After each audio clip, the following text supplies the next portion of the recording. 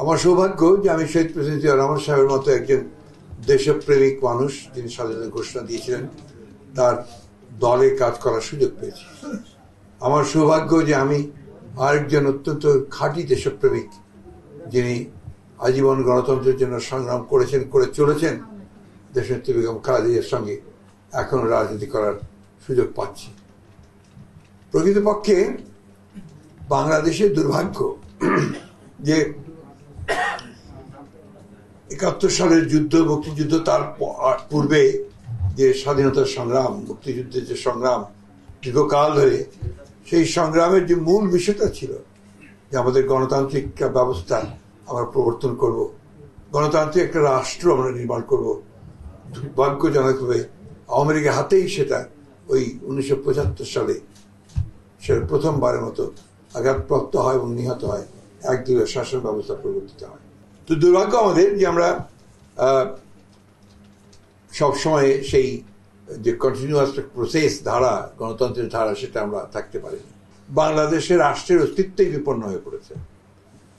আমি দীর্ঘ আলোচনা যেতে চাই না, শুধু আপনারা সবাই জানেন, এখানে সবাই রাজনৈতিক সচেতন কর্মী আছেন, নেতা আছেন, আপনারা সবাই জানেন যে বাংলাদেশ এখন সবচেয়ে বড় একটা সংকটের মধ্যে উপস্থিত হয়েছে।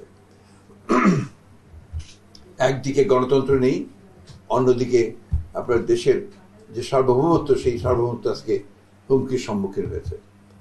এখন সবচেয়ে বেশি যে প্রয়োজন, যেটা আমরা মনে করেছি, যে গণতন্ত্রের জন্য যিনি সবচেয়ে বেশি ত্যাগ স্বীকার করেছেন, যিনি এখনো আটক অবস্থায় আছেন, যার জীবন মৃত্যুর সঙ্গে যিনি লড়াই করছেন, সংগ্রাম করছেন, সেই দেশনেত্রী বেগম খালেদা জিয়াকে মুক্ত করার একটা আন্দোলন খুব জরুরি। এটাকে আমি আলাদা করে দেখতে চাই না, গণতান্ত্রিক আন্দোলনের সঙ্গে এটা অত্যন্ত ঘনিষ্ঠভাবে জড়িত।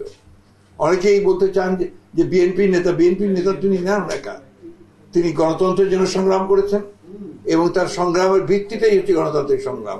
তার রাজনীতি আসা হচ্ছে গণতন্ত্রের পক্ষে এবং রাজনীতির জন্য সেই গণতন্ত্রের জন্য সংগ্রাম করেছেন, লড়াই করেছেন, পার্লামেন্টারি ফর্ম অফ গভর্নমেন্ট করেছেন এবং দেশের যে আপনার গণমাধ্যমকে তিনি অনেক বেশি স্বাধীনতা দেওয়ার চেষ্টা করেছিলেন।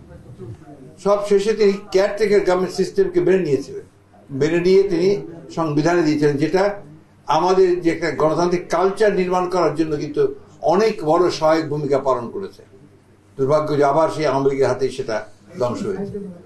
সেই জন্যে আমি মনে করি যে আজকে যে আমরা যে কাজটা করতে সক্ষম হয়েছি, আমরা সব রাজনৈতিক দলগুলো আমরা এক মঞ্চে উঠতে না পারলেও আমরা কিন্তু যুগবদ্ধভাবে আন্দোলন চালিয়ে যাওয়ার আমরা সিদ্ধান্ত নিয়েছি। এই সিদ্ধান্তটাকে আমি মনে করি যে বাংলাদেশের রাজনৈতিক ইতিহাসে এটা একটা যুগান্তকারী সিদ্ধান্ত। অর্থাৎ সমস্ত রাজনৈতিক দলগুলো তার নিজ নিজ অবস্থানে থেকে তাদের রাজনীতিকে পুরোপুরিভাবে এক রেখে মূল একটি লক্ষ্য, সেই লক্ষ্যটি হচ্ছে যে দেশে গণতান্ত্রিক যে অধিকার সেটাকে ফিরিয়ে নিয়ে আসা, আমাদের ভোটের অধিকারকে ফিরিয়ে নিয়ে আসা, গণতান্ত্রিক রাষ্ট্র নির্মাণ করা। সেই লক্ষ্যে আমরা একসাথে কাজ করছি। আমি ধন্যবাদ জানাতে চাই আমাদের ওয়ার্কার্স পার্টির সাইফুল ভাইকে এবং নেতৃবৃন্দকে যে তারা এই আন্দোলনের শরিক হয়েছেন এবং এই আন্দোলনে শুধু শরিক হননি, তারা আজকে অগ্রণী ভূমিকা পালন করছেন। আমি বিশ্বাস করি, শুধু আশা নয়, বিশ্বাস করি যে আমাদের এই আন্দোলন কখনো ব্যর্থ হবে না। আমাদের এই আন্দোলনে আমরা অবশ্যই সফল হব, কারণ জনগণের পক্ষের যে আন্দোলন, সত্যের পক্ষের যে আন্দোলন, ন্যায়ের পক্ষের যে আন্দোলন, রাষ্ট্রকে রক্ষা করবার যে আন্দোলন, সমাজকে রক্ষা করবার যে আন্দোলন, এটা কখনো ব্যর্থ হতে পারে না।